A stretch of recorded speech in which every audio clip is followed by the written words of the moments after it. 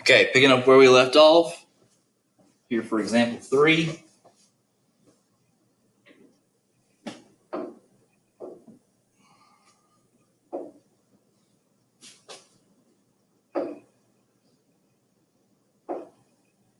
Alright, example 3.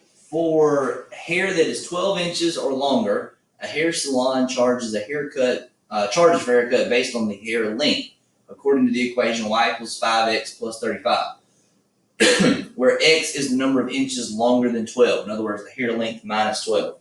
And y is the cost in dollars. So describe what the slope and the y-intercept mean in this context. All right, so your y, right, is going to be your cost. So cost in dollars. And then the change in x, well, your x is going to be hair longer than 12. Right? Which would be measured in what? Dollars per inch. Okay? So what is our slope in this problem? Our slope is 5.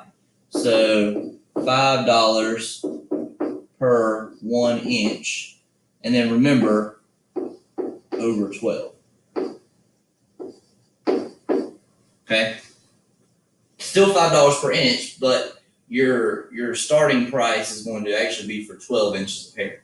Okay, so you just need to be aware of that, what that means when you're graphing. We had a problem similar to this that a lot of you missed on your benchmark, for the first 9 weeks benchmark.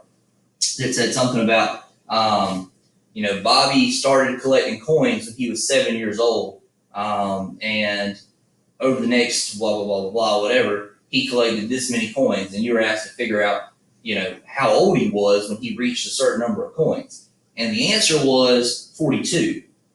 The wrong answer that a lot of people chose was 35, because when you solve for x, you got 35. But then you had to remember that he didn't actually start until he was 7 years old. So 35 plus the 7 years added to that was 42. Okay? So this is a very similar type of problem. You can use this equation to find the cost of any length of hair with the understanding that it's the number of inches of hair beyond 12, right? So if I plug in 2 for x, that really means that the person had 14 inches of hair, okay? Because they're only charging extra if you have extra hair or more than 12 inches of hair. This is a hard problem for me to understand because, as y'all know, I don't have any hair, hardly. So this is not a realistic situation for me, but for some of you it might be. Who knows? So the idea here is that using this equation, you could figure out how much it would cost somebody who had 14 inches of hair or 15 inches of hair or whatever. So what does your y-intercept mean? If you get your hair cut,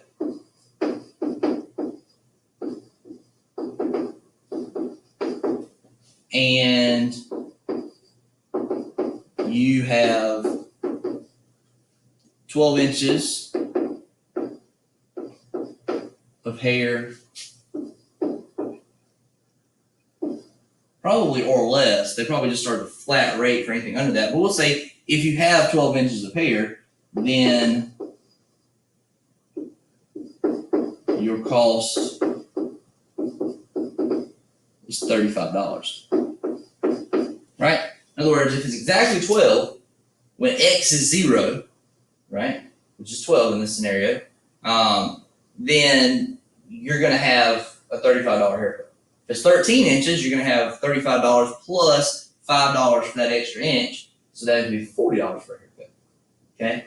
So that's what that's telling you in this particular problem. So really, making sure you not only understand the context, like understand how they're getting their equation and whatnot, but really understanding what it means in the context of the problem. Because in this problem, x really isn't 0, right? We plug in 0, but it really means when you're talking about 12 inches of hair.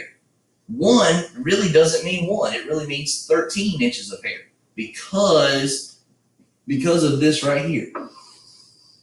Because of this little sentence right here where it means that the x values are your inches more than 12, right? So 12 is really your starting point, even though we're not plugging in 12 for x into our equation, right? So the word problem can kind of trip you up or make it tricky. So you have to be careful. You have to read and have to comprehend what's going on, okay?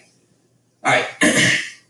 In the next videos, I'm going to show you how to use the calculator to find the best fit line, the line of best fit, and we'll also talk about correlation coefficients. So make sure you tune in for those because you're going to want to know how to use the calculator.